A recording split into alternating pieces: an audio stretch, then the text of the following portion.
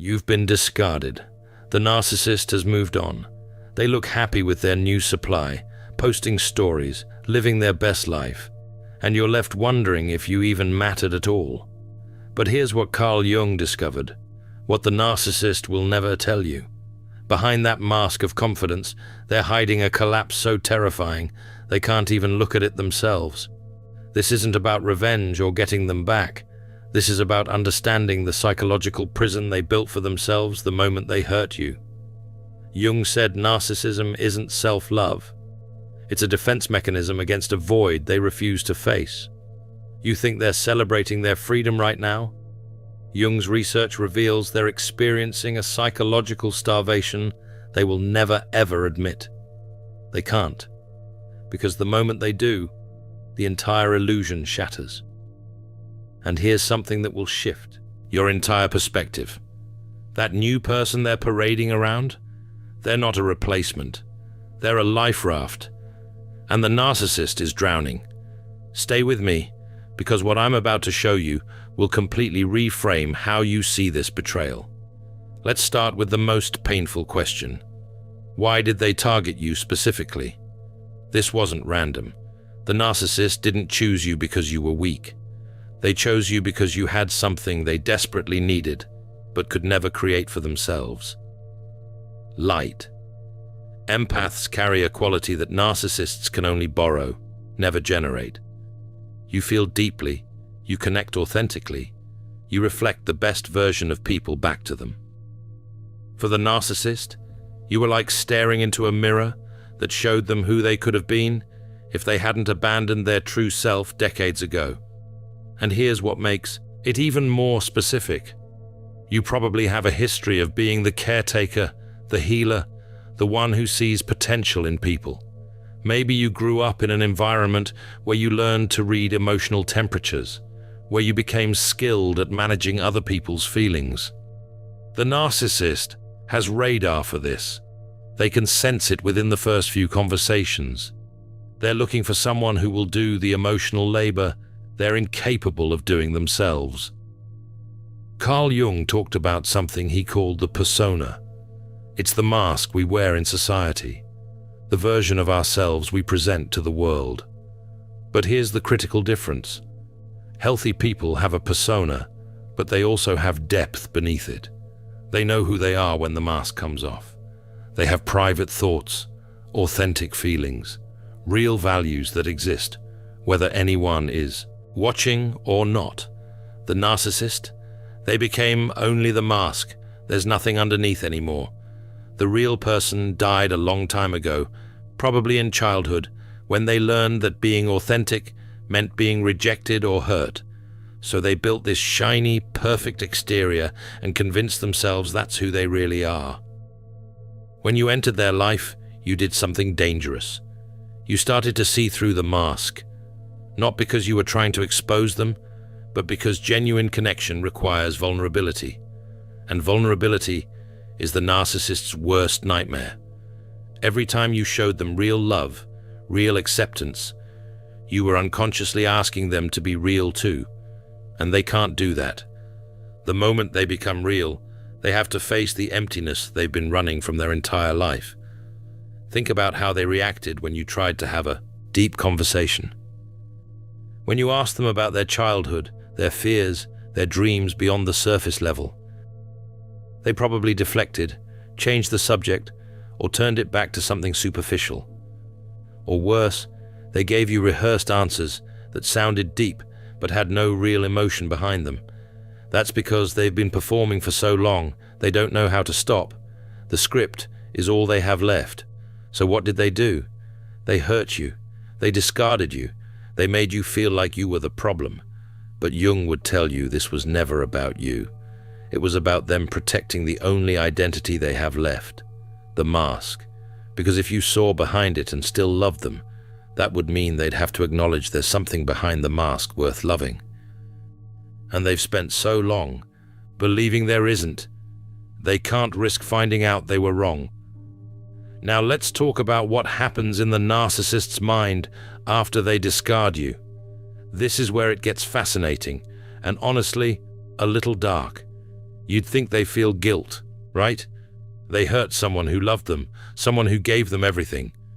But guilt isn't what they feel. They feel shame. And Jung taught us these are completely different psychological experiences. Guilt says, I did something bad. Guilt is actually healthy because it's specific. It's about an action, a choice, something that can be repaired. Guilt leads to apologies, to change, to growth. When you feel guilt, you can say, I made a mistake, I hurt someone, and I need to make it right. Guilt keeps you connected to your humanity.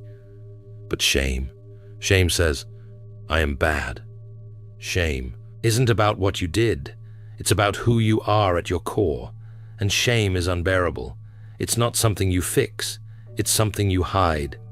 The narcissist can't process guilt because that would require them to see themselves as a person who made a mistake. And their entire identity is built on being perfect, flawless, beyond criticism. Admitting fault would crack the foundation of everything they've built. So instead, that feeling gets transformed into shame. But they can't sit with shame either, because shame would destroy the mask. So they do something else. They project it. They take that unbearable feeling of being fundamentally flawed, and they throw it onto you. This is why they'll rewrite history. Suddenly, you weren't the person who loved them unconditionally. You were controlling, crazy, too sensitive, too needy. They'll tell anyone who listens that you were the problem. Empaths aren't broken. They're alchemists in progress. The Alchemist's Path gives you drills, Jung-based boundaries, and 3 exclusive chapter videos to turn overwhelm into clarity. By Surreal Mind, 236-page downloadable ebook in stock. Begin now at thesurrealmind.com. And here's the twisted part. They actually start to believe it, because believing you are bad is the only way they can keep believing they are good. Jung called this shadow projection. The parts of ourselves we can't accept, we see in other people.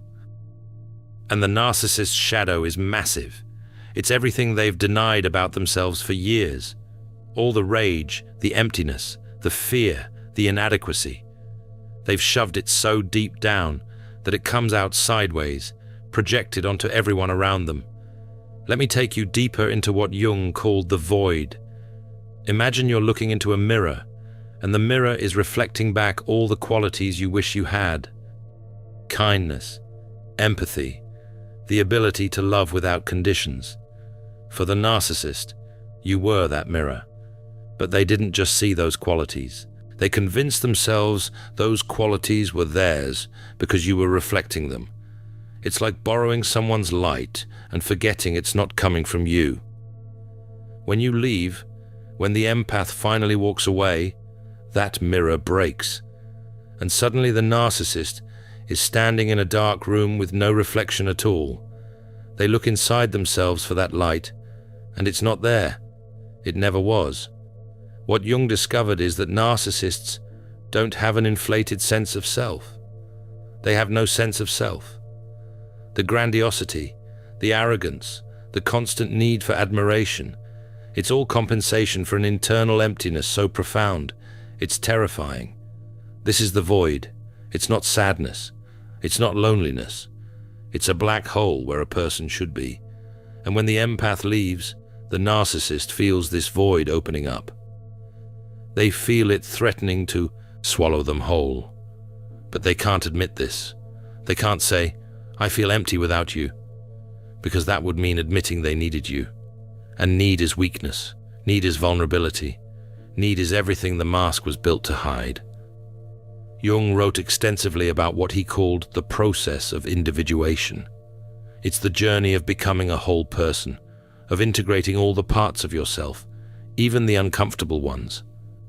It requires you to sit with darkness, to face your shadow, to acknowledge that you're capable of both good and bad. The narcissist never completed this process. They got stuck. They chose the mask over the journey. And now they're trapped in a half-life, never fully present, never fully real. So what do? They run, they find new supply, and they find it fast. You probably saw it. Maybe they had someone lined up before they even ended things with you. Maybe they were on dating apps the same week. Maybe they introduced someone new to their friends and family within days. And it gutted you. It made you feel replaceable, insignificant, like everything you shared meant nothing. But here's what Jung would want you to understand. That speed, that's not confidence. That's panic. The narcissist isn't moving on because they're over you. They're moving on because they can't afford to be alone. Being alone means facing the void, and facing the void means the mask falls. So they panic buy emotional survival. They grab the nearest person who can serve as a mirror, who can reflect back the image they need to keep the illusion alive. Think about it. Have you ever seen a narcissist be single for long? Have you ever seen them take time to heal, to reflect, to work on themselves? No, because they can't. The gap between relationships is too dangerous. It's like they're holding their breath underwater. They can do it for a little while, but eventually they'll drown. So they surface as fast as possible, gasping for the next source of supply.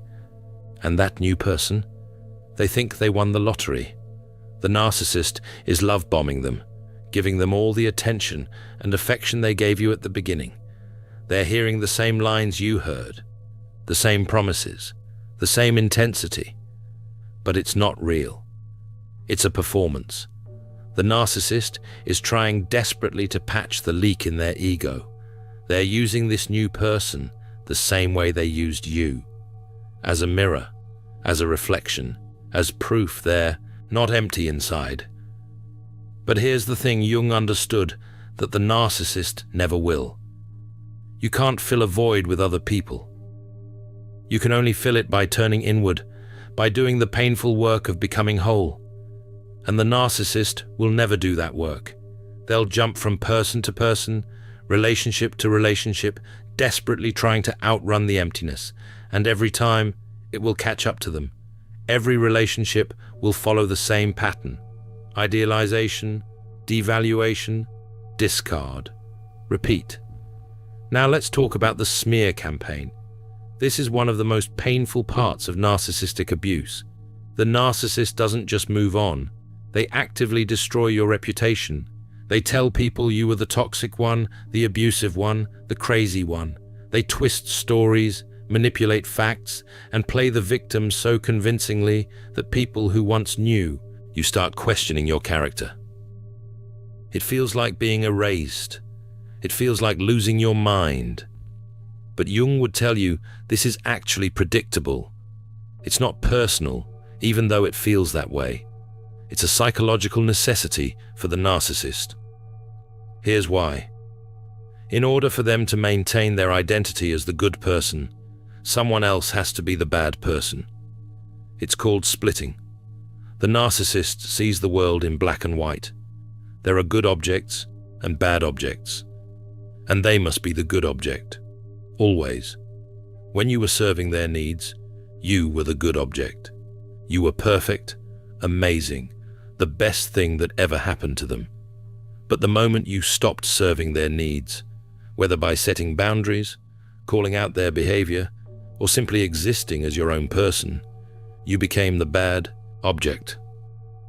And once you're categorized as bad, they have to make sure everyone else sees you that way too. Why?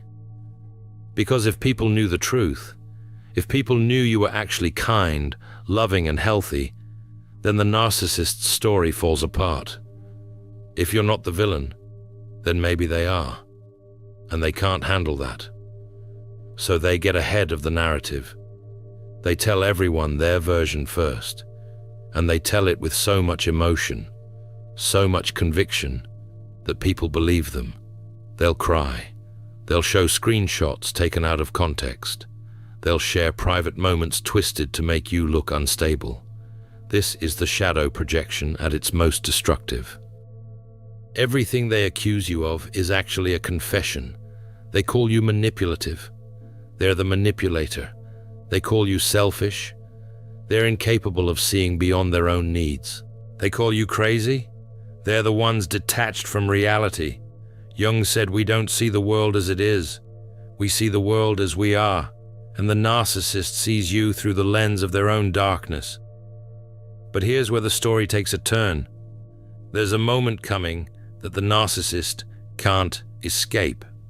Jung called it mortification. It's a term from alchemy, his favorite metaphor for psychological transformation. Mortification means death, but not physical death. It's the death of the false self. It's the moment when the illusions can't hold anymore. For the narcissist, mortification happens when they realize the empath is truly gone, not physically gone. They can handle that. They already replaced you, remember? But psychologically gone, energetically gone. When you stop caring, when you stop checking their social media, when you stop hoping they'll realize what they lost, when you stop giving them any energy at all, positive or negative, that's when the narcissist hits their psychological rock bottom. Because here's what they needed from you even more than admiration or validation.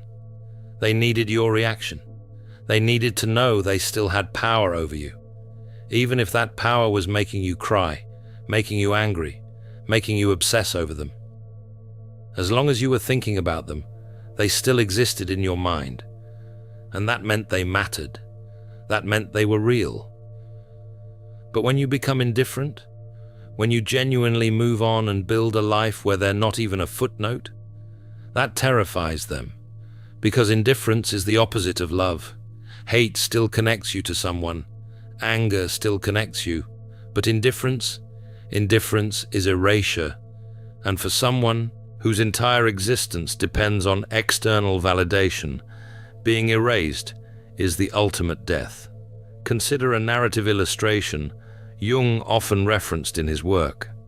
A man spends his entire life building a monument to himself. He carefully crafts every detail, makes sure every angle is perfect, invites people from all over to admire it.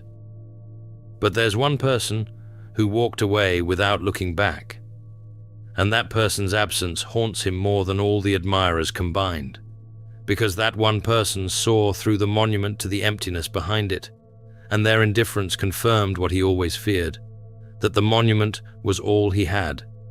Jung believed that mortification was necessary for growth.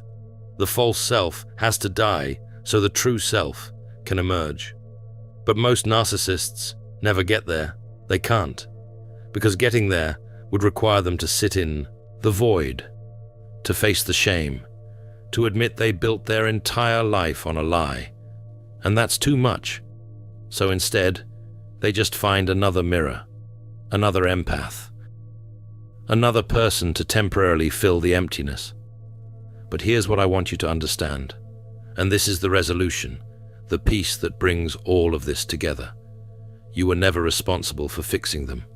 You were never going to be the one who loved them enough to heal them, because healing requires self-awareness, and self-awareness requires vulnerability, and vulnerability is the one thing the narcissist will never allow.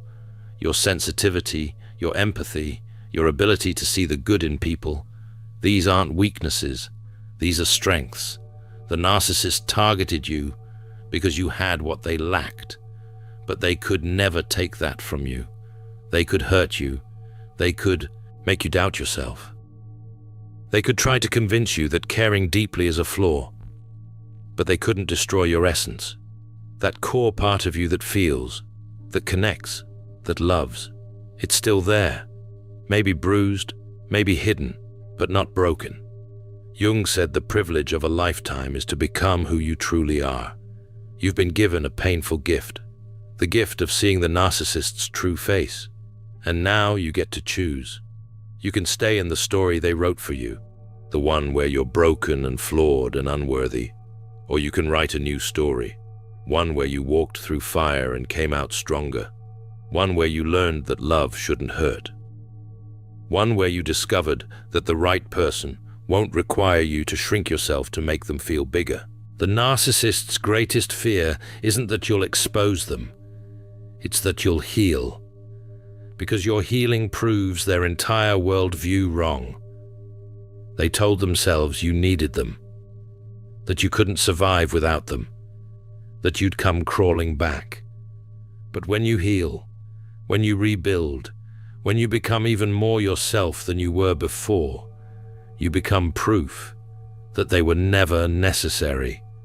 You become the evidence that love doesn't require suffering. So let them keep the mask.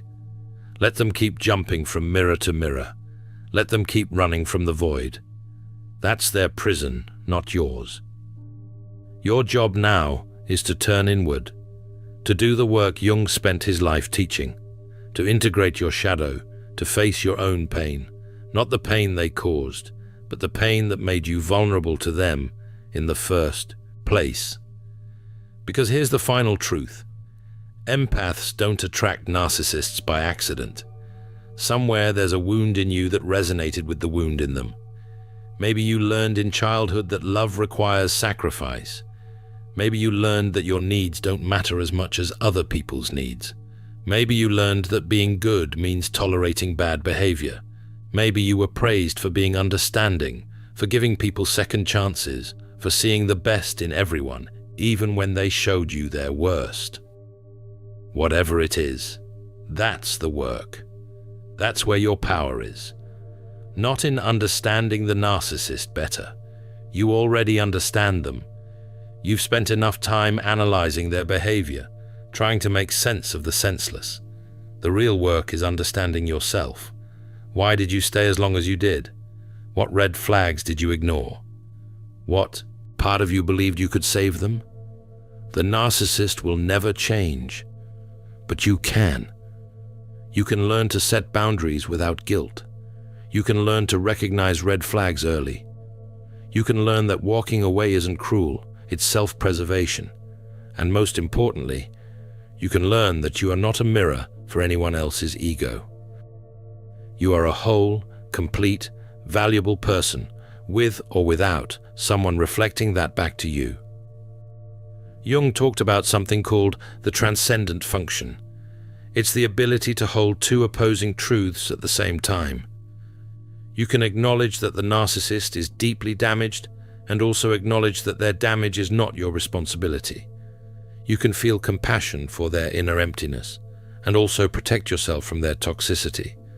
You can understand why they are the way they are and still choose to walk away. This isn't contradiction. This is maturity. So here's what I want you to take from this. The narcissist isn't hiding their happiness after hurting you. They're hiding their terror. The terror that without you, they have to face themselves. And that's a confrontation they'll avoid for the rest of their life. But you don't have to hide. You get to heal. You get to grow. You get to become the fullest version of yourself. And that journey, that painful, beautiful journey, is something the narcissist will never experience. Not because they can't, but because they won't. And that's the difference between you and them. Your sensitivity is not a weakness, it's a superpower. And the world needs more people like you, not fewer. The narcissist tried to dim your light because they couldn't generate their own, but you're still here. You're still shining. And that's everything. In The Alchemist's Path, perception training for empaths, you'll turn overwhelm into wisdom with practical drills, Jung-inspired boundaries, and step-by-step perception training. This guide includes 3 exclusive chapter videos to deepen each lesson. Written by Surreal Mind, 236 pages, beautifully designed 8.5 by 11 downloadable ebook, in stock now. Start your training today. Feel deeply while thinking clearly. Get The Alchemist's Path at thesurrealmind.com.